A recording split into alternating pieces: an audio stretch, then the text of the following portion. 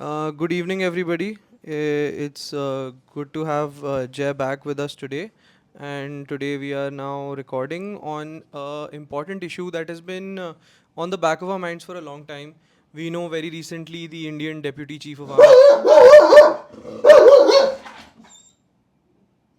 Indian Deputy Chief of Army Staff said at a conference about, that it was China who was providing real time logistics and intelligence support to Pakistan.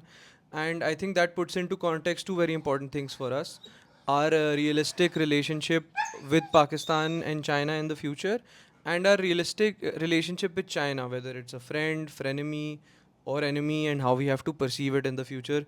This is also relevant because very recently, and I mean as recently as I think today or yesterday, S. Jaishankar has also met the Chinese Premier Xi Jinping.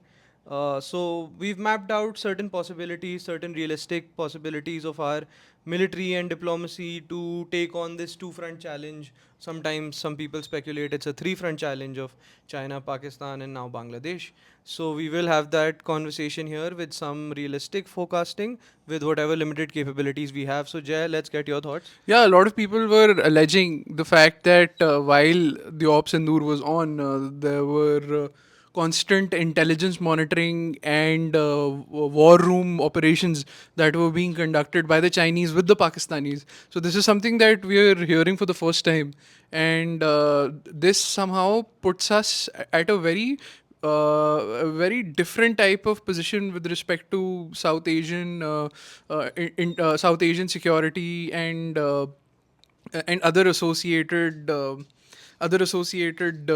parameters because before this we used to associate Pakistan with using Western equipment, Western technology, and more or less things which were either given by the Americans or was procured by the Pakistanis because of their war effort in Afghanistan.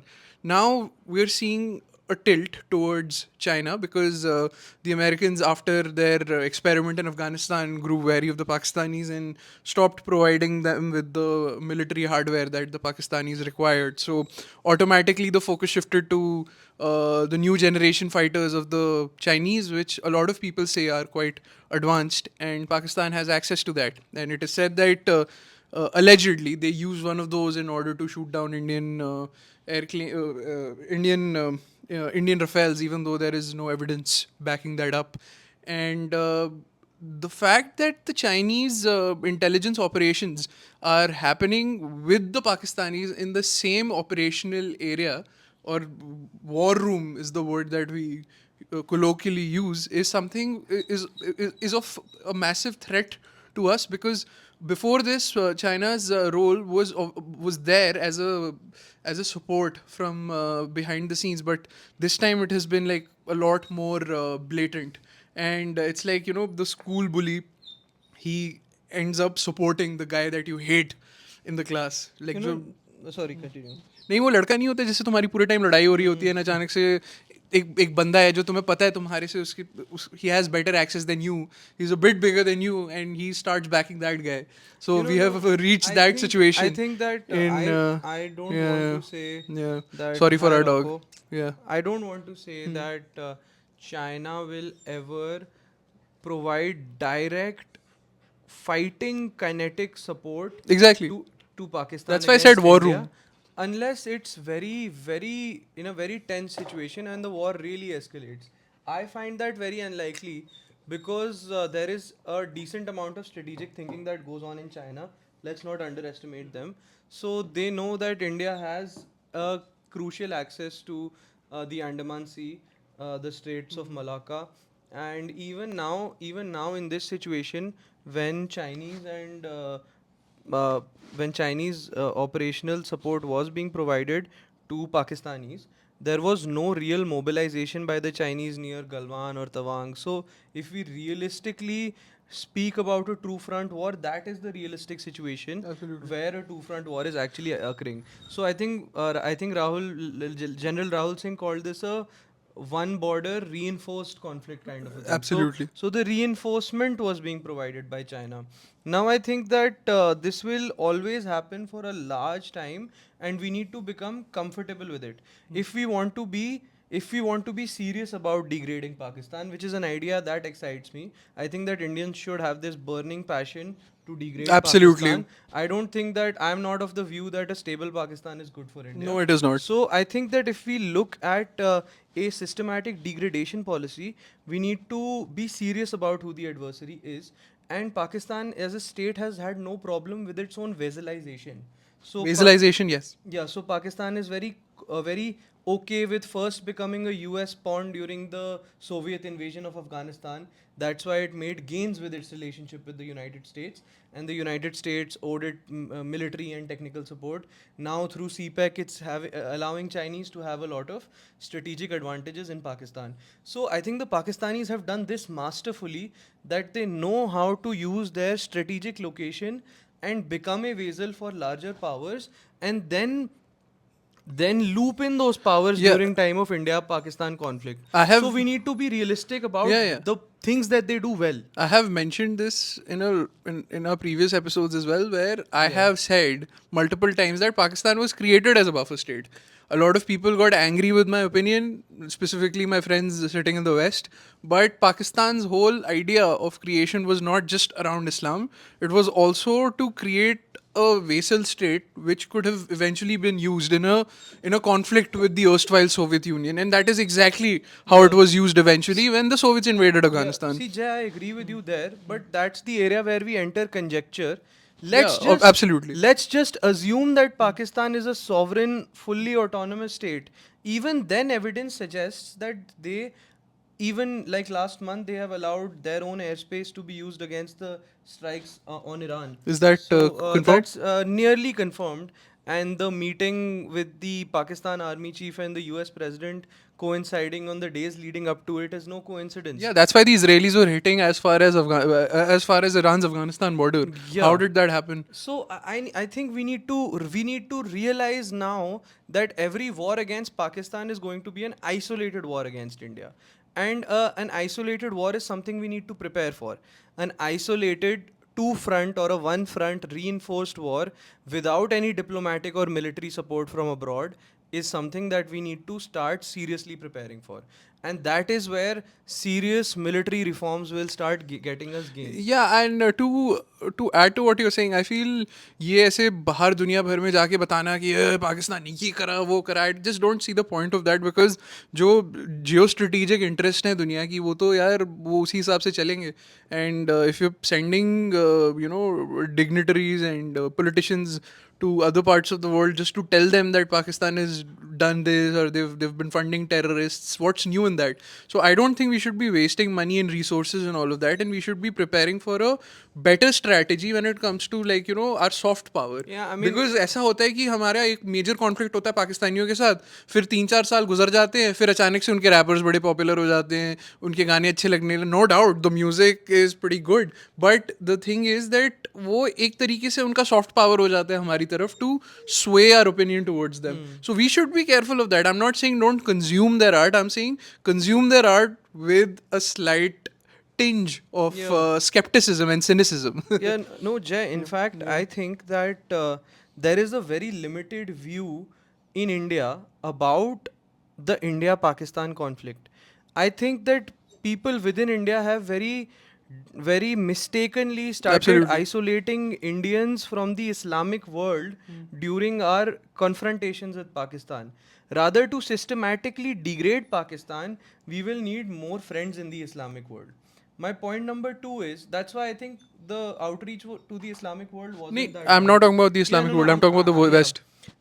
Also, I think point number B is that I think the world has changed beyond our capacity to accept it. I think the world has changed a lot more than we would like it to have changed. It has changed so So- much that now people have started questioning a lot of things that the Indian state does in JNK. They have started raising these issues in open platforms. They start viewing Indians as like an occupational force.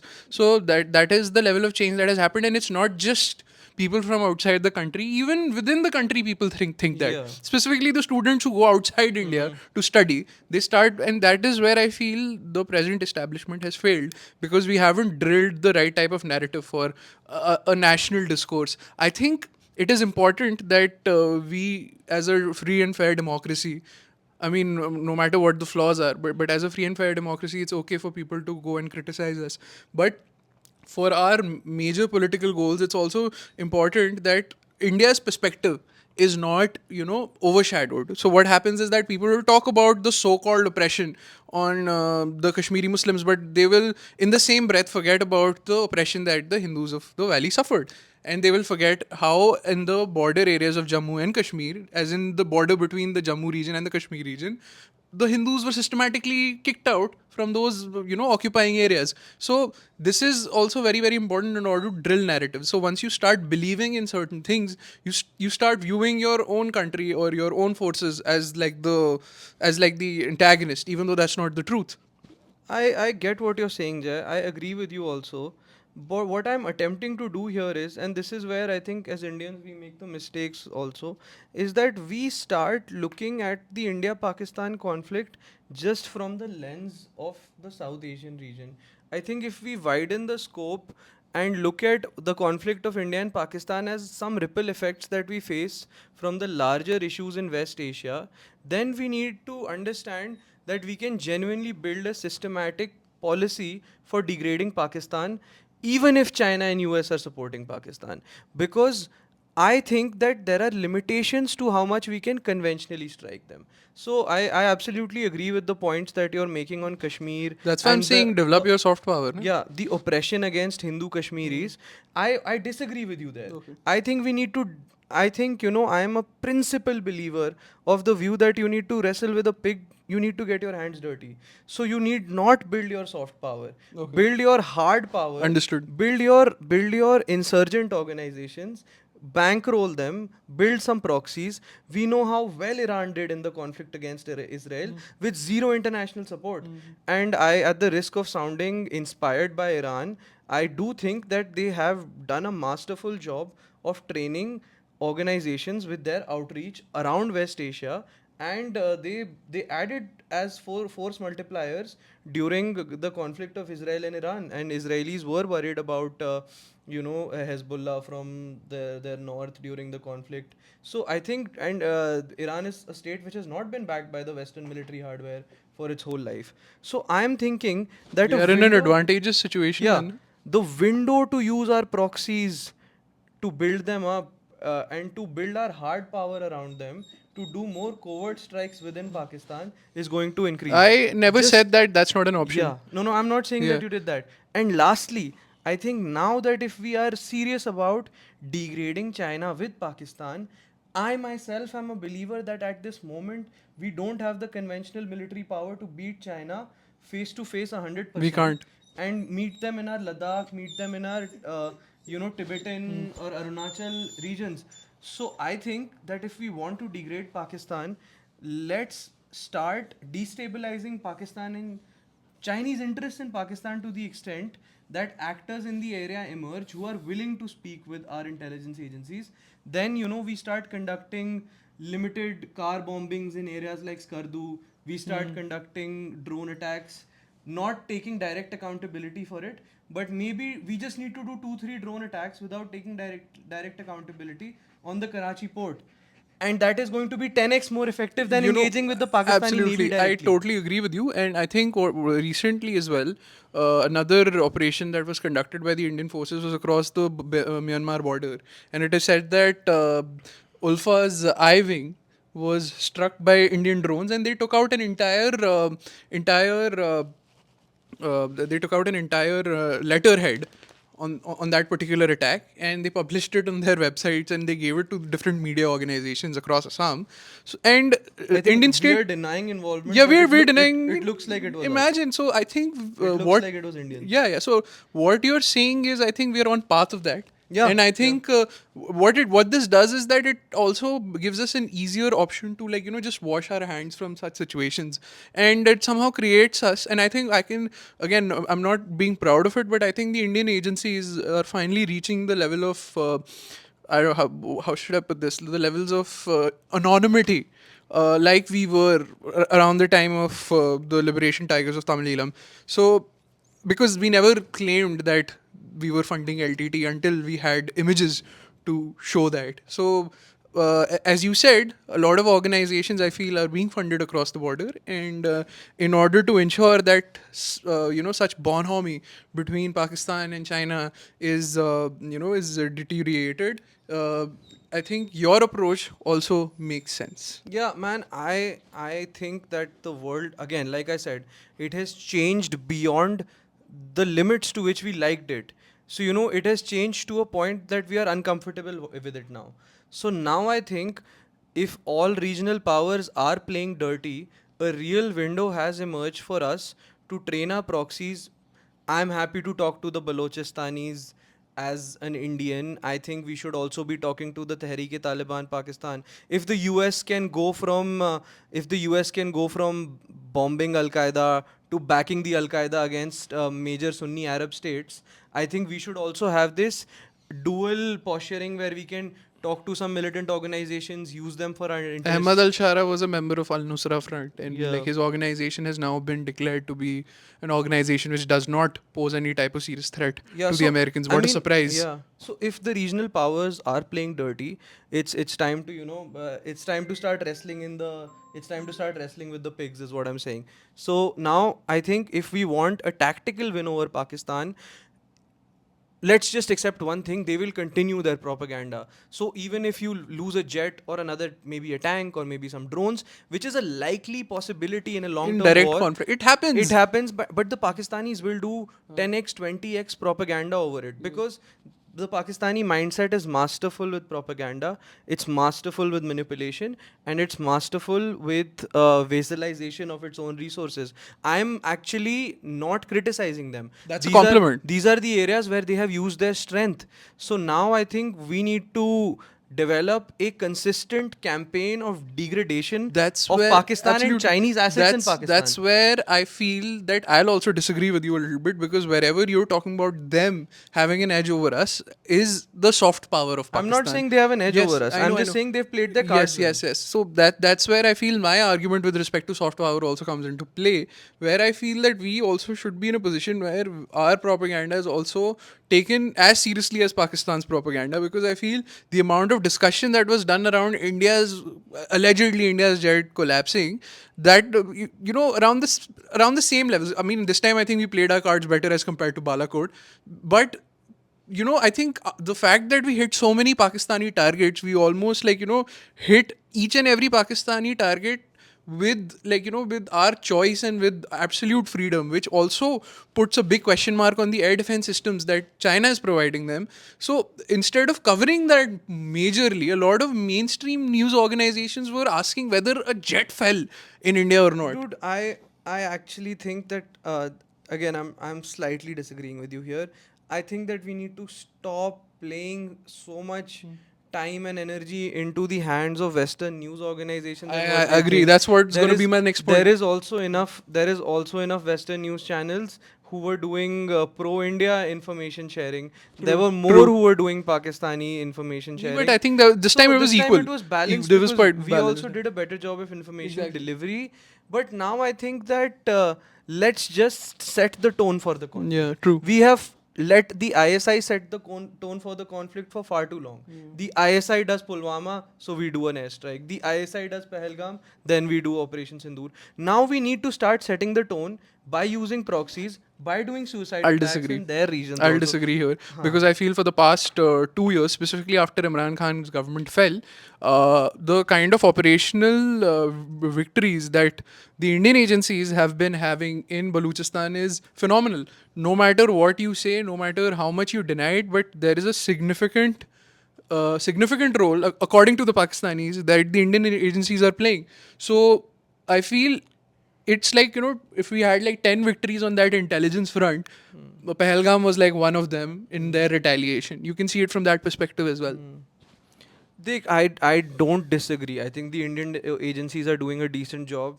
I would like to hope that the improvements in the BLA gear equipment Fair enough. is our doing.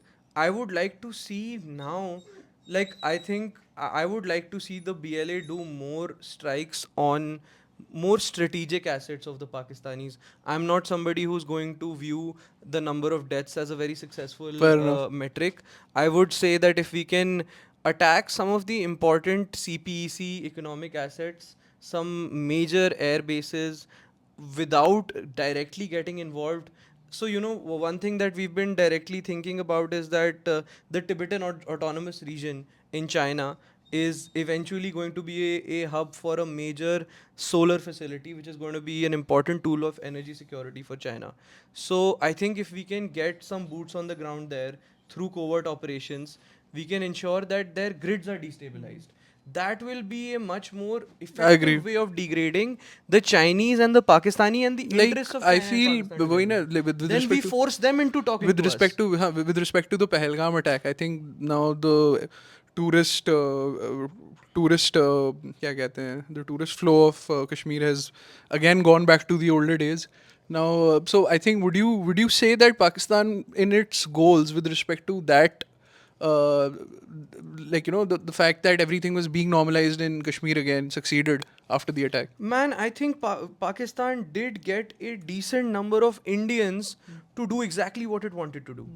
And I think that is where our problem lies, is that we needed to recognize that government of India, Modi government, had made a lot of successes in Kashmir. Yeah. The moment you rid it of its tourist presence and the money supply, or rather the supply of wealth that comes into Kashmir from Indian tourism, you automatically let the ISI attain what it wanted to attain. Absolutely. So I would encourage Indians to maybe research the security of some areas and still travel to Kashmir. I'm not at all implying that the Pahalgam tourists were under researched or whatever, but I think we cannot afford to lose our gains in Kashmir Absolutely. from a strategic interest. So I think the government of JNK also, and now it's very much our own government because it's still a UT with assembly. So the chief minister does not have that much hold over the police as the UT administration or the MHA has. So the JNK police can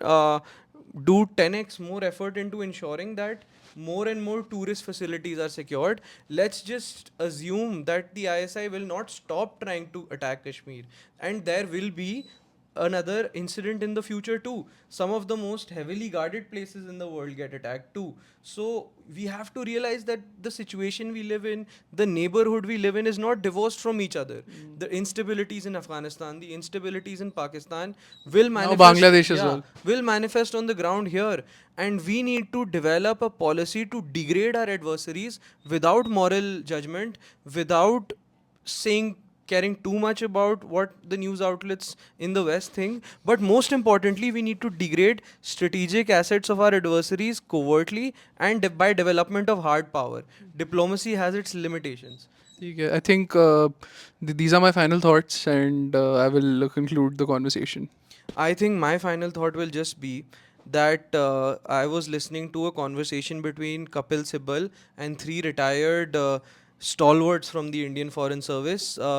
It was Shiv Shankar Menon, the ex NSA, Vivek Karju, and Talmiz Ahmed, who have all served in important areas of Middle East and Southeast Asia and the West. So the retired ambassador Talmiz Ahmed said something very interesting. It was that when a lot of decolonization around the world was happening, the West ended up creating countries which were fundamentally incapable of defending themselves. Now, these countries would hate to be compared to East each India other. Company. Yeah, no, but these countries would hate to be compared to each other. But these two countries are fundamentally incapable of defending themselves and creations of the West. It's Israel and And Pakistan. Pakistan. And the evidence is overwhelming. So we in India will take it with a pinch of salt because we love to support Israel. But you have to understand that both these countries are important tools of Western foreign policy implementation in the West Asia and South Asia regions, respectively. So we need to understand that the Pakistanis will always have implicit support from the West because of what all the West owes to Pakistan and some of their strategic assets also, which have been located there in the past, and the Chinese, which is now directly engaging with the Pakistanis. So, how do you degrade such a complex web of systems? You need to develop for Indians, we need to develop a systematic degradation plan where we do less talking and do more implementation, train more proxies, train a set of armies of proxies, take out critical infrastructure without even causing too many losses of lives. And when the accusations start coming in that India is behind all this, then you bring them on the diplomatic table that, okay, now you prove it. You prove it, you talk to us, and then maybe we can tapering down or tapering up our proxies depending on how our relationship is with both the countries. Now, I think, lastly said, I think a degraded Pakistan is much better for India, and a stable Pakistan should exist only if we allow it. I totally agree. And I think that would Yeah, be yeah. our I think that Israel-Pakistan conversation. analogy was fantastic. I think we'll do a separate episode Yeah, where for we sure. will cover the similarities between the two states. For sure. And yeah, thank you so much for joining. I'm sorry, I'm in a bit of a hurry. My child is going to be alone if I don't reach on time because the maid's about to leave. But yeah, Thank love you you for guys. joining us. Bye. Thank you. Bye. Yeah.